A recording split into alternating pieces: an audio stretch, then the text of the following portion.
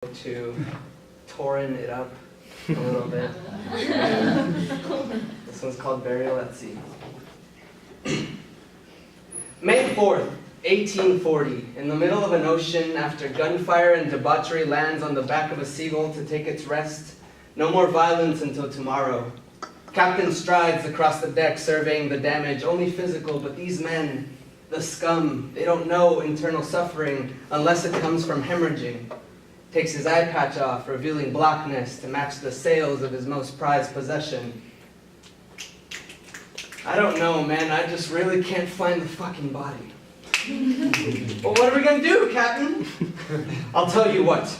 We'll just find any random body and play it off as Mr. What the fuck was his name? I mean, it's not like this moment will be immortalized by some rapscallion. A resounding aye swept across the boat, like the smell of men to mermaids wafting through the air, like a lost child swimming in the grass after playtime, like an extended simile that I don't want to finish, like being inside a wench on the eve of battle, never wanting to know death is next to your naked body. Gather around, my boys, I'm going to tell you the story of the man that we've been searching for in this wreckage. Name was fucking blimey, forgot his name. Let's just say he was a heroic sacrifice necessary to our victory. But Captain, he was the new lad in charge of your meals. Quiet, you bloody oaf. This man was of noble-born blood and danced upon my ship, asking for repentance, saying I was his bride or some shit. I was drunk. He was drunk. I can't remember how we ended up tied to my belly business. Though I'll tell you what, he cured us all of scurvy.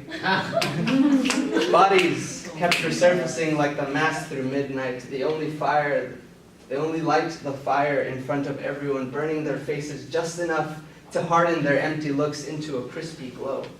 Lecherous sharks began to gather at the spectacle, waiting for their turn. Fresh meat here was either full of lead or whatever else they made bullets out of back then. I don't know, I'm not a fucking historian. They were either made full of lead, or the fresh bodies were sink from the boat in an inebriated glory. They were tastier with alcohol replacing the 60% of water. Morning clanked against the crew's eyes with the same force cannons fired the day before.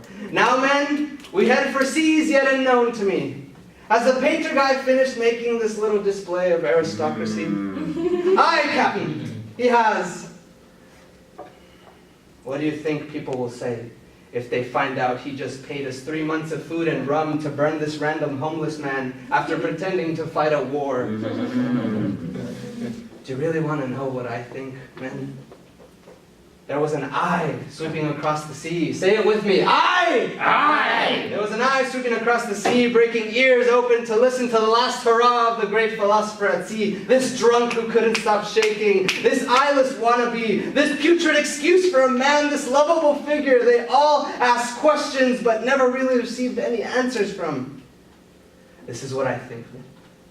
I will live forever on a wall somewhere, and we will all be valued for years to come. Have stories written about the honorable and valiant bunch that stood against the grand enemy the sea shares with us. Will be analyzed until the end of time, and some children will absorb us into their eye apparatus and show their friends for attention, because we're all empty inside and lust for the tiniest show of affection. I think you're drunk, Captain. Ah, he said sadly. And then he took the gun to his mouth. Good thing I didn't leave any of you fuckers in charge of reloading my weapon.